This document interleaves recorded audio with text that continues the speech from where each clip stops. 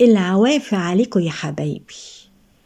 أنا النهاردة جاية أكلمكم إزاي نعدي الأزمة اللي موجودة في البلاد كلها، إزاي نعدي الأزمة اللي دخلت بيتنا بسبب ارتفاع الأسعار ونعديها بسلامة ويسر.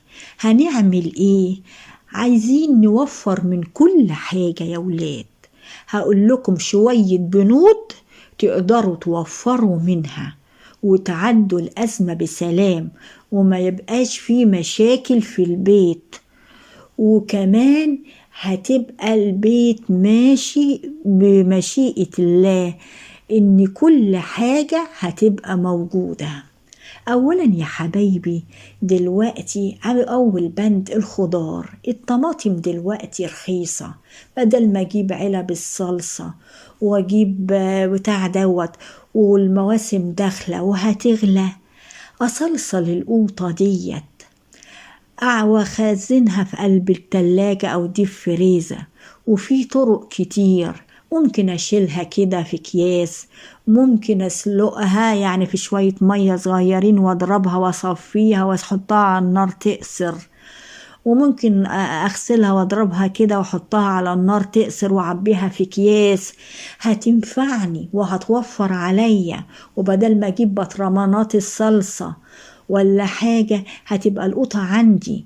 والخضار، البسلة على الجزر على السبانخ على الفاصوليا، كل الحاجات دي ممكن تعمليها وتشيليها من غير ما تقعدي بقى ولا تحطي في مية سخنة ولا حاجة خالص، ما عدا السبانخ عشان بتاخد مكان كبير. بعد ما تغسليها وتقطعيها حطيها في الحلة وغطي عليها وهدي النار، هتهبط وهتحطيها في اكياس وتعبيها. البطاطس يا حبايبي موجودة دلوقتي، اللي عايز يخزن البطاطس ويخزن الخضار اللي انا قلته بطرق كتيرة يخش على قناتنا التانية مي اسماعيل شانل. وبعدين البطاطس دي بقت تاخد زيت والزيت غالي، اعمل ايه؟ والعيال بيحبوا البطاطس. طب نعمل ايه يا خالتي تونة؟ نجيب البطاطس ونسلقها ونهرسها ونحط عليها شوية توابل وفصين توم، هتدي طعم جميل. او نسلقها ونقطعها ونحمرها، مش هتاخد زيت زي ما تتقطع كده نية. ها يا حبايبي، كمان يا حبايب قلبي، البيض، ما البيض برضو غلي. بدل ما اعمل 5-6 بيضات على قد العيال كل عيل بيضة، اعمل شكشوكة بالقوطة والطماطم والفلفل، اعمل عجة. يعني بدل ما اعمل 5 بيضات اعمل 3 بيضات، اعمل بيضتين.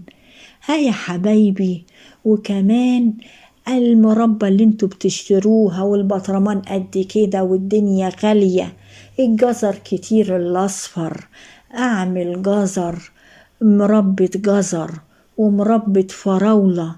حتى المخلل يا ولاد، المخلل ايه ده؟ مية وملح وترموا فيه الحاجة تتخلل.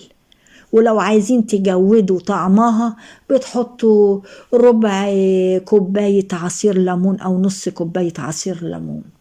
أشتري كيس المخلل اللي ب30 جنيه وب20 جنيه، ده نعمل بطرمانين قد كده ويقعدوني آدي.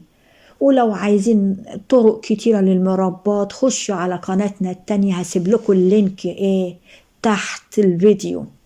كمان اللحمة المفرومة، اللحمة غليت قوي، الحكومة منزلنا عربيات ومنزلنا الجيش منزلنا لحوم، حتى المفروم هاتها من الجيش سعر مخفض. ها يا حبايبي، ومن العربيات والجمعيات الاستهلاكية.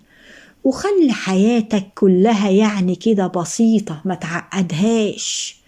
يعني البطاطس ديت هاتها وقوريها يا حبيبتي واحشيها باللحمة المفرومة واعملي جنبها شوية رز، اعملي حبة مكرونة وعصجي لحمة مفرومة وكتري وكتري الفلفل الرومي وكتري البصل واعملي صواني مكرونة بالبشاميل، وملهاش تعملي البشاميل باللبن خالص، اعملي نص لبن ونص شوربة.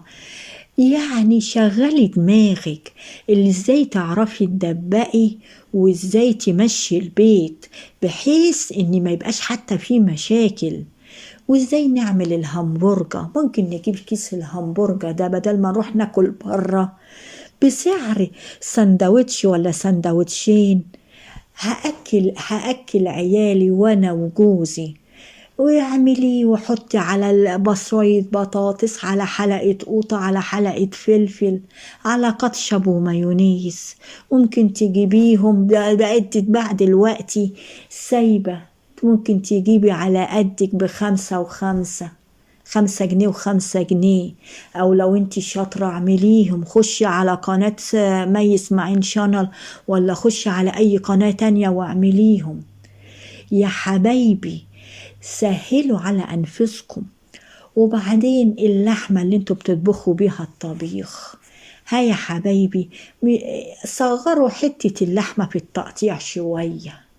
ها يا حبايبي خلوا الشوربة، اسلقوا لحمة دي وخلوا شوربتها وشوربة الفراخ، اعملوها اكياس وخلوها في الفريزر. وبعد كده اطبخوا عليها واعملوا حبة رز جنب صباعين كفتة، صباعين سجق، الدنيا هتمشي. ادي يا حبايبي. والفراخ هاتوا الفراخ واعملوا شاورمة فراخ وكتروا البصل والفلفل فيها وحطوها على مكرونة. هاتوا الفراخ وقطعوها صوابع كده تخينة شوية وقلوها للعيال. اللي وراك اعملوا الدبابيس لوحدها والحتة المبططة لوحدها. مشوا اموركم، حتى الفول دمسوه في البيت، ما بقاش فيه حاجة صعبة. القنوات كتير قوي بديالكوا كل الطرق، ما عندكوش حجة. وعشان تكتروا الفول شوية اعملوا فول بقوطة، اعملوا فول كده محوج بالبصل بالفلفل اللي ما بيحبش القوطة يا حبايبي. يعني ادي بالنسبة للخضار واللحمة والايه والمربى والكده. طيب الكهرباء دي بتاخد فلوس كتير. انا لو البيت بتاعي مش مكشوف ولا مجرح، طول النهار ابقى فاتحه الشبابيك وقافله الازاز، حتى التهويه كويسه للشقق صحيه. الكهرباء يا حبايبي، اما كل واحد قاعد في اوضه ومولع نور، ما نقعد كلنا، ما كل واحد ماسك موبايله، ما نقعد كلنا في اوضه وما نخليش الفيشه في قلب الكهرباء على طول بتاعه الموبايلات والتلفزيون والسخان والغساله، إلا وقت ما نيجي نستعملهم. وكمان لو أنا عندي حاجات بسيطة كده، بلوزة على بنطلونين، ما هشغلش الغسالة، تاخد لي فيهم ساعة ولا ساعة ونص، وأنا أغسلهم وأنا واقفة على إيدي كده، مش هياخدوا 5 دقايق. هوفر كهرباء. ولو أنا حتى يعني عندي غسالة اطباق وفي حاجات بسيطة مش هتاخد مني 5 دقايق، بدال ما استهلك كهرباء ومية، وعداد المية برضو المية غالية. ده كل الحكاية 5 دقايق. اعمل حبة مية كده بصابون سايل واغسل كل المواعين واشطفها مرة واحدة، وما تبقاش المية مفتوحة على الاخر. واصلح اي حاجة حنفيات عندي بايظة، هوفر في المية. كل ده توفير ليكم. اما الحلويات ديت انت اعمليها في البيت، لانها دي بتخرب البيت في المصاريف. نازلين طالعين جايبين بسكوت وجايبين حاجات كيكات وجايبين حاجات، ما تقومي تعملي كيكة، اعملي رز بلبن، اعملي بسبوسة، اعملي شعرية بلبن، هاتي عسل اسود وطحينة، كلوا بعيش فينو، بفطير، بعيش عادي، اعملي بليلة بلبن، اعملي جلاش حلو منه، جلاش بالمهلبية، جلاش بالزبيب وجوزة الهند، ما لقيتش بشوية سوداني حط الحشو. هاتي الفواكه كده، كوكتيل الفواكه، فراولة على موز على برتقان، وحط عليهم شوية سكر شوية عسل، اعملي سحلب اشربوه سخن.